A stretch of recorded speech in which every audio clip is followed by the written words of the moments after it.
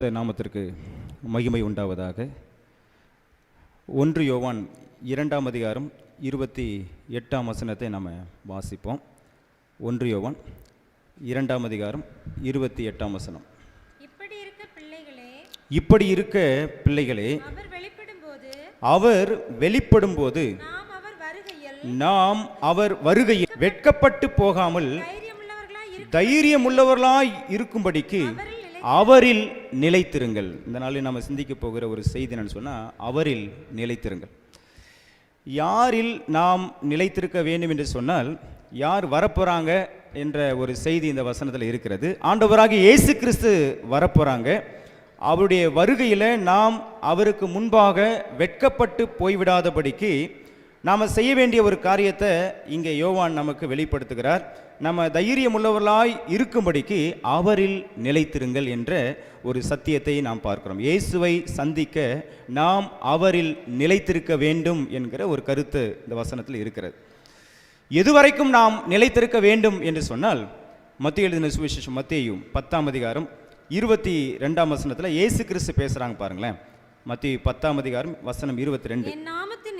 என் நாமத்தின் நிமித்தம் நீங்கள் எல்லாராலும் பகைக்கப்படுவீர்கள், முடிவு பரியந்தம் நிலைத்திருப்பவனே ரட்சிக்கப்படுவான். அப்ப நாம எதுவரைக்கும் நாம நிலைத்திருக்க வேண்டும் என்று சொன்னால், முடிவு பரியந்தம் நாம் என்ன செய்யணும் சொன்னால் நிலைத்திருக்க வேண்டும். கிறிஸ்தவ வாழ்க்கையை நாம் ஆரம்பித்திருக்கிற இந்த ஓட்டத்தில் அது முடிகிற வரைக்கும் நாம் கிறிஸ்துவில் இயேசுவில் நாம் நிலைத்திருக்க வேண்டும் என்கிற ஒரு அற்புதமான ஒரு கருத்தை நாம் இங்கே பார்க்கிறோம். இந்த சத்தியத்தை கேட்கிற நாம் ஒவ்வொருவரும் நம்முடைய வாழ்க்கையில் நாம் எதில் நாம் நிலைத்திருக்கிறோம் இதுவரைக்கும் என்பதை நம்ம சற்று எண்ணி பார்க்க வேண்டும். நாம் எதில் நிலைத்திருக்கிறோம்? நிலைத்திருக்கிற அந்த காரியங்கள் நம்ம மனசுக்குள்ளே சிந்தனையாக இருக்கும். நாம் நிலைத்திருக்கிற அந்த காரியங்கள் தான் நம்முடைய வாயில பேச்சாக மாறும். நாம் எதில் நிலைத்திருக்கிறோமோ அதுதான் நம்முடைய வாழ்க்கையினுடைய செயல்களாக இருக்கும் என்பதை நம்ம மறந்து விடக்கூடாது. அதிலே நம்ம புரிஞ்சுக்கலாம், நான் எதில் நிலைத்திருக்கிறேன், என் பேச்சு சரியாக இருக்கிறதா, என்னுடைய வாழ்க்கை சரியாக இருக்கிறதா, என்னுடைய பார்வை சரியாக இருக்கிறதா, என்னுடைய சிந்தனைகள் சரியாக இருக்கிறதா. அப்போது அது தப்பாக இருந்தது என்று சொன்னால் நாம் அந்த தவறான விஷயத்தில் தான் நம்ம என்ன செய்கிறோம், நிலைத்திருக்கிறோம் என்கிற ஒரு கருத்தை எளிமையாக நாம் புரிந்து கொள்ளலாம். பைபிள் சொல்கிறது, நாம் இயேசுவில் நாம் நிலைத்திருக்க வேண்டும். அப்படி என்று சொன்னால் இயேசுவில் நிலைத்திருக்கிற பிள்ளைங்க என்ன செய்வாங்க என்கிற ஒரு கருத்து தான் இந்த நாளில் நாம் சிந்திக்க போகிறோம். ஜெபம் செய்வோம். எங்களை நேசிக்கிற ஆண்டவரே, உங்களுடைய சத்திய வசனத்தை நாங்கள் சிந்திக்க போகிறோம். எங்கள் கூட நீங்கள் பேசுங்க, நாங்கள் கேட்கிறோம். இயேசு நாம் ஜெபிக்கிறோம். ஜெபங்களும் பரலோக பிதாவே, ஆமென். சரி, முதல் காரியம் 1 கொரிந்தியர் 16ஆம் அதிகாரம் 13ஆம் வசனத்தை பாருங்க. 1 கொரிந்தியர் 16ஆம் அதிகாரம் வசனம் 13. வேத வசனம் பேசுகிறது, கவனிங்களா? விழித்திருங்கள், விசுவாசத்திலே நிலைத்திருங்கள். அப்போ நாம எதில் நாம நிலைத்திருக்க வேண்டும் என்று சொன்னால், முதல் கருத்து பைபிள் பேசுகிறது, விசுவாசத்தில் நாம் என்ன செய்யணுமா, நிலைத்திருக்க வேண்டும் என்று சொல்லி பைபிளை நாம் இங்கே வாசிக்கிறோம். அப்படி என்று சொன்னால் நம்ம வாழ்க்கையில் நாம் எதை விசுவாசிக்கிறோம் என்பதை நாம் சற்று எண்ணி பார்க்க வேண்டும். ஆண்டவராகிய இயேசு கிறிஸ்து நமக்காக, உங்களுக்காக, எனக்காக கல்வாரி சிலுவையில் ரத்தம் சிந்தி மரிச்சிருக்கிறாங்க. அவருடைய மரணத்தினால நம்முடைய வாழ்க்கையில் ஒரு ரட்சிப்பு கிடைத்திருக்கிறது. நாம் அதை தான் விசுவாசிக்கணும். இயேசு எனக்காக மரித்தார், இயேசு கிறிஸ்துவனுடைய மரணம் என்னை பாவத்திலிருந்து வெளியே கொண்டு வந்திருக்கிறது என்பதை நாம் விசுவாசிக்க வேண்டும் என்கிற விஷயத்தை நம்ம பார்க்குறோம். அப்படி விசுவாசித்தால் நம்முடைய வாழ்க்கையில் என்ன கிடைக்கும்? ரட்சிப்பு கிடைக்கும். அப்போஸ்தலர் 16:31 நாம் அங்கே வாசிக்கிறோம், கர்த்தராகிய இயேசு கிறிஸ்துவை விசுவாசியுங்கள், அப்பொழுது நீங்களும் உங்கள் வீட்டாரும் ரட்சிக்கப்படுவீர்கள் என்று சொல்லி பவுல் அங்கே பேசுகிறார். அப்போ முதல் கருத்து என்னன்னு சொன்னால், இயேசுவை நாம் விசுவாசிக்க வேண்டும். அவர்தான் என்னுடைய இரட்சகர், அவர்தான் என்னுடைய மீட்பர், அவர்தான் எனக்காக மரித்தவர், என்னை ரட்சிப்பதற்காக தன்னுடைய உயிரையே கொடுத்தவர் என்பதை நாம் விசுவாசிக்கும் பொழுது நாம் ரட்சிக்கப்படுகிறோம் என்கிற முதல் கருத்து. விசுவாசத்தில், இந்த விசுவாசத்தில் நாம் நிலைத்திருக்க வேண்டும். இரண்டாவது கருத்து, யோவான் 8ஆம் அதிகாரம் 31ஆம் வசனம் பாருங்க. இயேசு கிறிஸ்து மறுபடியும் பேசுறாங்க. யோவான் 8ஆம் அதிகாரம் 31ஆம் வசனம். இயேசு தம்மை விசுவாசித்த யூதர்களை நோக்கி, விசுவாசிக்கிற அந்த பிள்ளைகளை பார்த்து மறுபடியும் ஆண்டவராகிய இயேசு கிறிஸ்து பேசுகிறார். என்ன பேசுகிறார் என்று சொன்னால், நீங்கள் என் உபதேசத்தில் நிலைத்திருந்தால் மெய்யாகவே என் சீஷராய் இருப்பீர்கள்.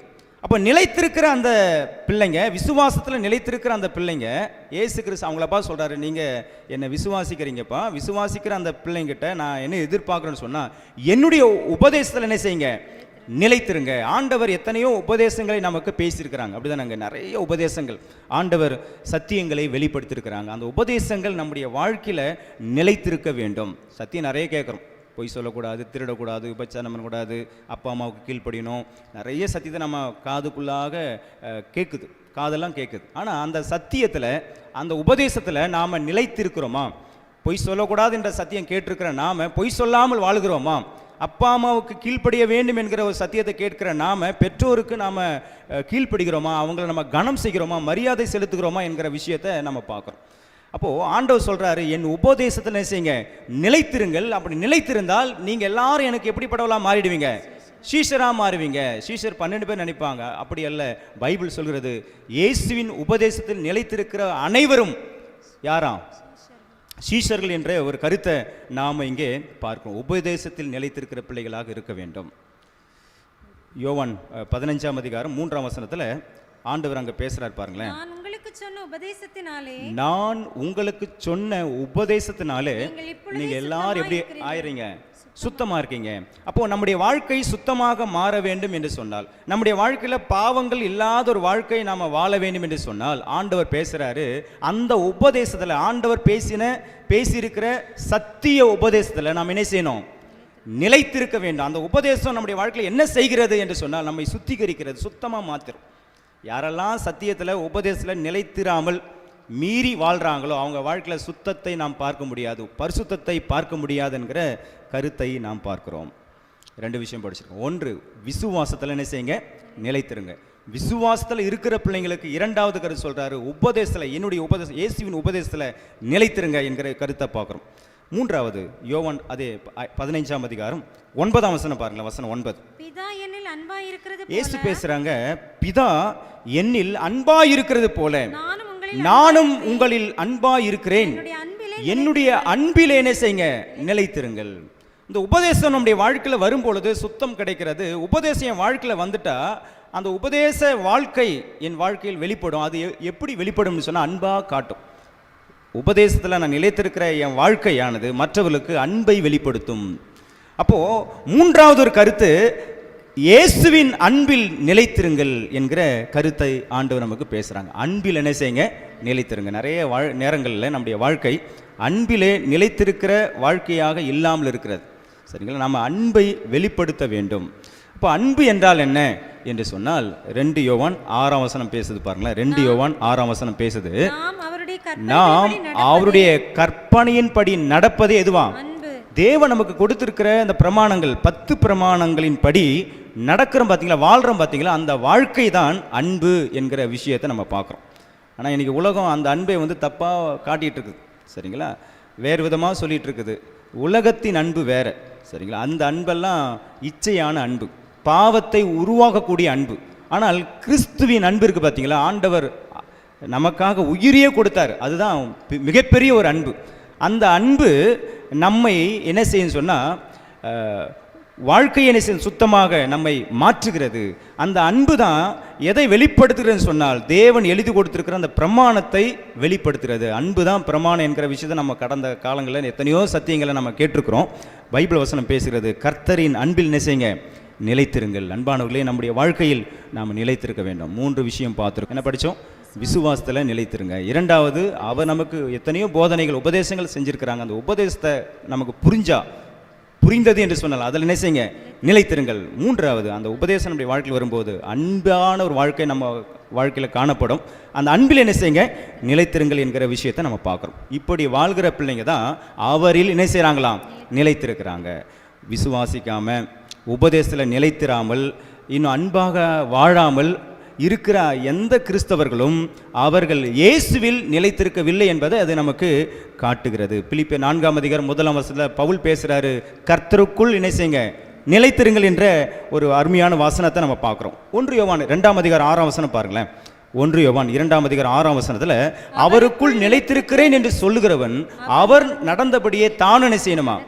நடக்க வேண்டும். அப்போ இயேசுவில் நான் நிலைத்திருக்கிறேன் என்று நான் வாயால சொன்னான் மட்டும் போதாது, அவர் எப்படி நடந்தாரோ, அவர் எப்படி வாழ்ந்தாரோ, அப்படிப்பட்ட ஒரு வாழ்க்கையை என்னுடைய ஜீவியத்தில் காணப்பட வேண்டும் என்று சொல்லி ஆண்டவர் பேசுகிறார். பிரியமானவர்களே, 3ஆம் அதிகாரம் 6ஆம் வசனம் 2ஆம் அதிகாரம் 6ஆம் வசனம் படிச்சோம் 1 யோவான். இப்போ 1 யோவான் 3ஆம் அதிகாரம் 6ஆம் வசனம் பாருங்களேன். அவரில் நிலைத்திருக்கிற எவனும் இயேசுவில் நிலைத்திருக்கிற எவனும் பாவம் செய்கிறதில்லை. என்ன செய்ய மாட்டானா? பாவம் செய்கிறதில்லை. பாவம் செய்கிற எவனும் அவரை காணவும் இல்லை, அவரை அறியவும் இல்லை. இயேசுவில் யாரெல்லாம் நிலைத்திருக்கிறார்களோ அவங்க வாழ்க்கையில என்ன காணப்படாது? தப்பான காரியங்கள் காணப்படாது, ரகசியமான செயல்கள் காணப்படாது.